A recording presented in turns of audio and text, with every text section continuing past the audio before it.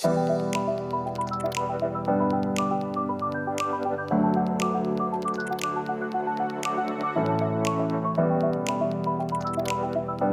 I love watching studio tours. There's just something so intimate and personal about them. They allow you to look into the space of your favorite creators while also giving you inspiration to improve your own setup. And it's because of this I've seen so many awesome setups over the years. I took it upon myself 4 years ago to completely overhaul my office, which is in the bottom corner of a half-finished basement. This went from a complete mess to a place I am comfortable with. With that said, let's get into this. Hey guys, so welcome to my room. What you usually see in frame is all of this side, and basically I have this big long leather couch and it divides this little space into two. So I have my entertainment, my recreational stuff, all my video games are on that side, and of course I do all the work over here. But this place used to be a mess, right? It used to be dank, it used to be kind of dark. You can still kind of see some of the original material and walling. It was all wood paneling like you'd find in the 80s, which is kind of cool, but it made it for a very kind of dark space, and it was actually pretty cheap. So I had to go and overhaul everything. I haven't finished the whole room yet. I have the main wall behind my workstation and this whole secondary wall over here pretty much finished for now, and I went with a white and blue accent. I'm a creator. I often need a bright and colorful space to kind of get jazzed up to create. The whole darkness thing wasn't doing it for me, and so I went with this. So basically everything that's typically in a camera shot, I went out of my way to kind of finish. Except for the ceiling. That's why I try to avoid the ceiling in most shots, as you can kind of see. Still very unfinished. I don't think it's going to get finished. I think I get like a tax break by having it not finished, so I'm not going to finish it for now. But it's really convenient because I get to hang all these lights essentially up on cranes and stuff from the ceiling. So I do have lights on all four corners when I need to shoot something. Some of these are pop-up, like this one over here is pop-up. The one over here, this is kind of like a temporary one that I just kind of have there for the moment. But yeah, it's portable, so it helps filming these kind of things a lot easier. But yeah, I'm going to go through some of the specifics of my tech and hardware over here at the workstation. We're going to break that down.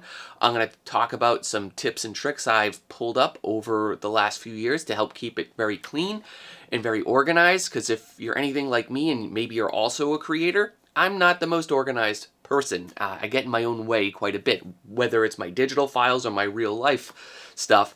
I can make a mess of things really fast, so I have to put extra effort now to keep everything tight and organized. Normally, I have all the wires pretty hidden. I like to hide my cables, but I am in the process of reviewing this new XP Pen tablet, so I have everything kind of out and jostled as I'm switching a lot of cables around in this temporary state. So yeah, normally it's pretty clean. So I got my start earlier in the career with the Macs and the Apple ecosystem. I used that for a good 10 years, and of course since then I've moved over to PC. So I got the Alienware over here still, which I've had since about 2020, and it's been going great. I love the Apple for 2D work. Like if I'm just painting, if I'm just illustrating, I still think that's the best way to go. It just operates the smoothest, it just works really efficiently, and I have far less problems on that. PC's far more powerful, of course, far more flexible. Price range is probably more affordable as well, but I have a lot more technical issues with it, right? So it's a give and a take. But I did make the transition from the Mac to the PC because I started using 3D a bit more. I got into VR, I got into sculpting, the Oculus setups, and the softwares from that. They just don't want to get along with Mac. Mac also isn't super good with high-end processing for the 3D scenes. So again, it's those two reasons that ultimately pushed me toward the PC. But I still do have both. It's still here in my setup, though I'm not sure for how much longer. Now let's bring things a bit down here just to kind of go over some of my essential accessories for this office, for my work and for productivity. The first I have to mention is the Herman Miller Embody chair. I paid a little bit extra to kind of get the blue and the white finish to kind of match a lot of the other accessories in the workspace, but this chair is phenomenal. I originally saw Ergo Josh's on his room tour several years ago. I think I've been using this now for about 3 years. He sold me on it. I always had back pain. You guys saw in the old videos, I had that really crappy office chair. I had appliances on it to help my back and my lumbar support. I was always in pain. Haven't felt a thing since I've been in this chair. It really is worth the high price of entry with these. These things literally kind of conform to your spine. It feels really sophisticated, and it gives you that support that you need, so you can create longer and more safer. Again, in my opinion, it's absolutely worth it to invest in a good chair, to invest in your spine. Now, another thing while I'm down here is I do this. This helps with posture. This is like a soft little footrest. I think it was about $30 on Amazon. Anyway, it's fantastic because it helps stabilize me and help that posture when I'm sitting for any duration of time.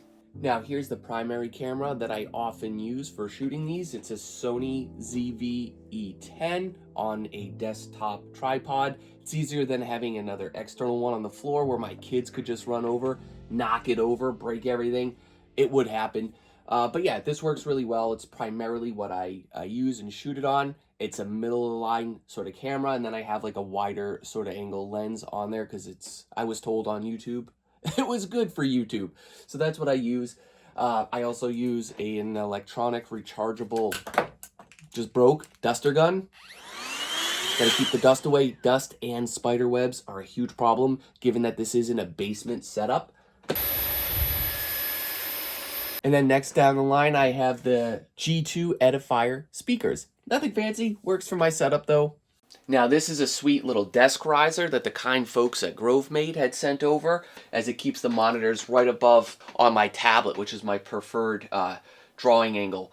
And that keeps everything there, gives me a little bit of extra room to tuck in extra USBs, a nice little hub, some of the camera equipment, extra cables. Keeps everything for the most part pretty clear and off the desk. Now, another little hack that I'm doing to manage the cables and keep a lot of it out of sight are boxes. This is a dedicated cable box. It's built for it, has various holes, lots of cables. I got a power strip in there. This box over here is also just filled with extra cables that I just couldn't hide or stick anywhere else, so they stick in that box. Not seeing the cables anywhere under my feet or around my office really do help reduce my stress. And that's really what I designed the bulk of this office to do, is just to manage my stress between my kids and running the creative stuff over here. I'm constantly just piling it in. I'm also still taking Magic Mind. I've been taking this now for about 2 months straight, and I'm feeling less stress, and it's keeping my mental focus sharper than ever. Use the code TE20 linked below to get 48% off your first subscription. All right, let's go back to the room.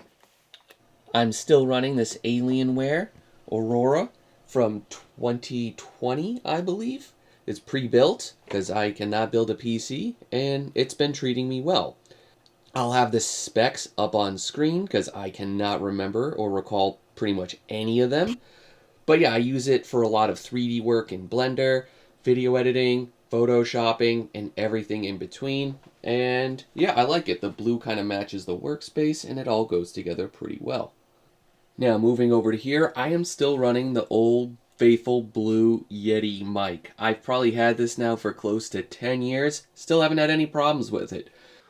Alright, so in this basement, I also do my fair share of unboxings. The space is small, but I prop up a small table, set it up, and get going. And in this one, I'm doing the Geekdom mini computer. This is the GT series. This is a phenomenal little machine. I've been integrating it into my workflow. It comes with all the necessary hookups, as you can see here, and it was packaged very nicely. This feels like a very premium product. Lots of USB 4s, multiple HDMI ports. So basically in my current setup, what I usually do is run that, and I've been actually doing a lot of my video editing over on that, and that's freeing up all my PC power to run Photoshop and manage my other tasks. It also runs a lot of my games pretty well. I sometimes carry it, take it with me, bring it upstairs, hook it up in front of the bar, chill out with the friends or my kids, and just have a great time with it. It can connect up to 4 4K screens or one 8K screen. Again, it's small, it's very quiet, and at its price point of $700 to $800, you get a lot of bang out of your buck for this machine. Now, these overhead lights are great. My good buddy Adam Duff gave me the recommendation on them, and they've been fantastic. They're from Araman. This is the P60C. Now, over behind you, I have the P60X. The difference is this fixture, which was about $100 more, is that the C actually can do any color. So I often use it to give myself a good hair or fill light on the side of me when I'm filming. And it can kind of change the mood of a place. They're pretty cool. It has a nice soft box built on, a diffuser, so that works really great for me because I do so much in the space. Now, these are newer additions. I got a fake plant off Amazon. It's good for a backdrop. I always like nature quite a lot, so it fits the space. This is a collapsible sort of wall that I use in strategic points in videos or reels because I just want to hide the basement. This is the rest of the basement. Very unfinished, very messy. So I kind of just shut up and bunker down and go into my little space. I like to think that if I have this shut that I won't get interruptions, but the wife, the kids, they still come in and I'm always getting interrupted. You guys know that. So here's the other side of the wall, and when I did the remodeling in here, this is one of the best strategic moves I did, is when I built this wall out, I made it so I could basically configure all my outlets and my router and my extra hard drives. Like, this is my NAS server right there that I store lots of extra files on. I have mounted massive power strips going up and down. So basically all the wires that are seemingly hidden, from the computer side of things just gets run through port A and port B and kind of just goes into a jungle like here. But yeah, it keeps the wires off the workspace. See, this is under the desk. Obviously doing trays, and I have various little cubbies mounted up underneath the desk to hide extra cables and wires. Again, it's kind of messy now because I pulled some things out to hook up the new tablet. But yeah, there's power strips and cables that run along in there. For those that are not aware, that's kind of a good hack to get a lot of your wires off the floor. Again, in the old setup, this was never a thing. But you mount the power strips and everything up on your walls, underneath desks. That keeps the cables nice and clear.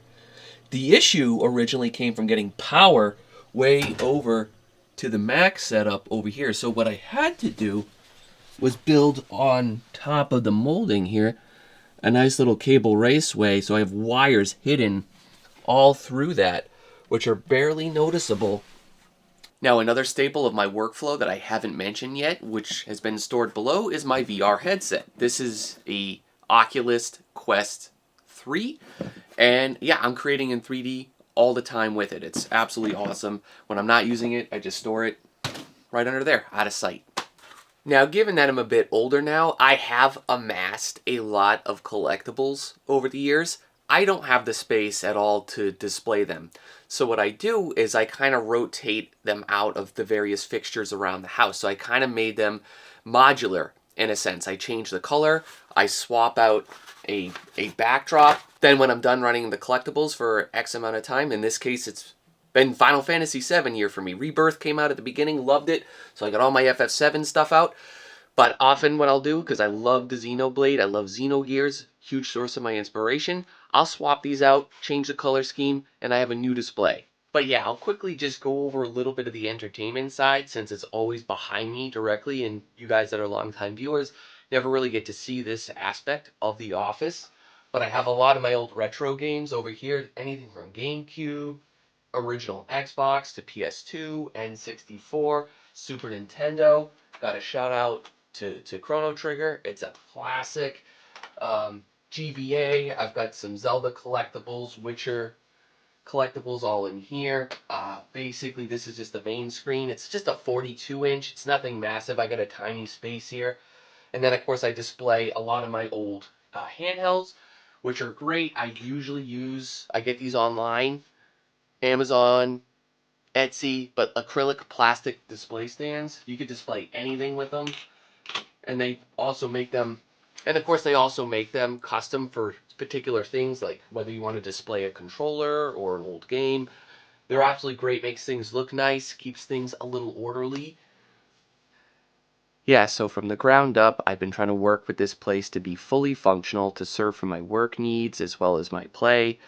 It has to act as a storage center for all of my games, and I need it to cultivate my creativity. And the bonus is if I could all do this with a sense of harmony. That's why I'm trying to like finish it off.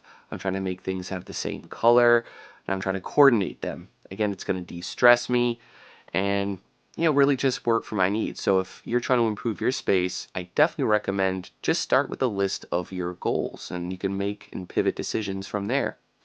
Now, moving forward for the future of this place, there's still a lot to finish. I do want to take out probably that whole Mac, just swap it with something simpler. I don't need it anymore. It's a bit too much. There's still aspects of the wall, like the old wood paneling you guys could still see.